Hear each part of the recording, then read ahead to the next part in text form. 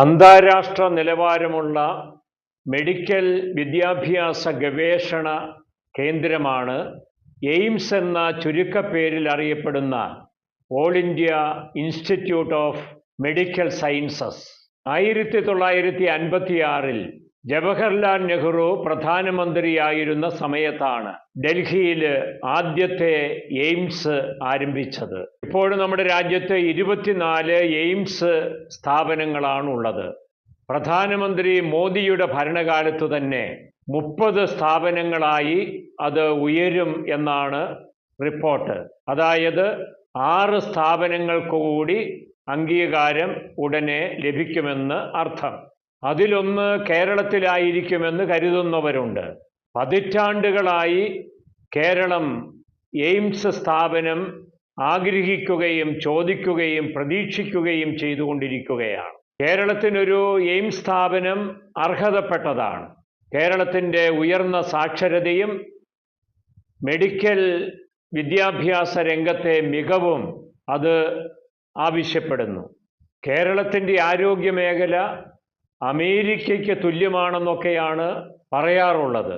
സർക്കാരിൻ്റെ ഈ അവകാശവാദത്തെ ചോദ്യം ചെയ്യുന്ന വിധത്തിലാണ് ചിലരുടെ വർത്തനം. അതായത് നല്ല സമ്പന്നര്, അതുപോലെ തന്നെ പൊതുഫണ്ട് കൈകാര്യം ചെയ്യാൻ സാധ്യതയുള്ളവർ, അവരൊക്കെ ഉയർന്ന ചികിത്സാ സംവിധാനമുള്ള അമേരിക്കയിലേക്ക് യാത്രയാവുകയാണ്. കേരളത്തിൻ്റെ ചികിത്സാ സൗകര്യങ്ങൾ അമേരിക്കയിലേതുപോലെ ക്ഷേമമായിരുന്നെങ്കിൽ അവർ ക്ലേശം സഹിച്ച് അമേരിക്കയിലേക്ക് പോകേണ്ടിയിരുന്നോ എന്നാണ് സാധാരണക്കാർ ചിന്തിക്കുക. നമ്മുടെ ചർച്ച അതല്ല. ഒരു എയിംസ് സ്ഥാപനം ആരംഭിക്കുന്നതിന് ഏറ്റവും കുറഞ്ഞത് 1000 കോടി രൂപയുടെ മുതൽ മുടക്ക് ആവശ്യമാണ്. അത് ഒരു സംസ്ഥാന സർക്കാരിന് സാധ്യമല്ല. കേന്ദ്ര സർക്കാർ അനുമതിയും പണവും നൽകേണ്ടത് ഉണ്ട്. ഇത്രയും പണം മുടക്കിയാൽ പോലും 4 മുതൽ 5 വർഷം വരെ നിർമ്മാണ കാലാവധി ആവശ്യമാണ്. കിട്ടിയാലും ഇല്ലെങ്കിലും കേരളത്തിൽ ഈ ദിവസങ്ങളിൽ എയിംസിനെ കുറിച്ചുള്ള ചർച്ച കൂടുതൽ സജീവമായിരിക്കുകയാണ്. കിട്ടിയതുപോലെയാണ് ചർച്ച. ആരാണ് കൊണ്ടുവന്നത്? അതിൻ്റെ പിതൃത്വം ഏറ്റെടുക്കാനുള്ള വലിയ കോലാഹലങ്ങളാണ് നടക്കുന്നത്.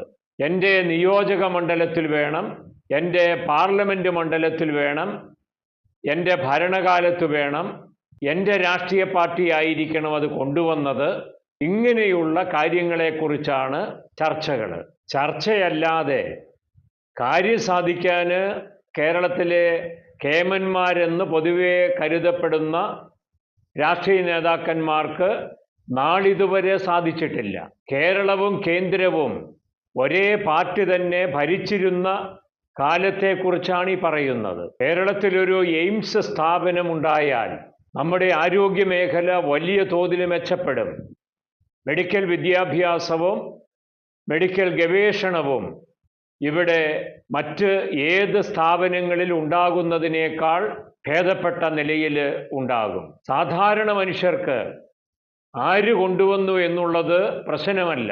ഏത് ജില്ലയിലും അത് സ്ഥാപിച്ചു കൊള്ളട്ടെ, ഉണ്ടാകണമെന്നുള്ള ആഗ്രഹം മാത്രമാണ് ഉള്ളത്. തമ്മിലടിച്ച് എന്തെങ്കിലും സാധ്യത ഇക്കാര്യത്തിലുണ്ടെങ്കിൽ അത് നഷ്ടപ്പെടുത്തരുതേ എന്നാണ് മിക്കവരുടെയും അഭ്യർത്ഥന.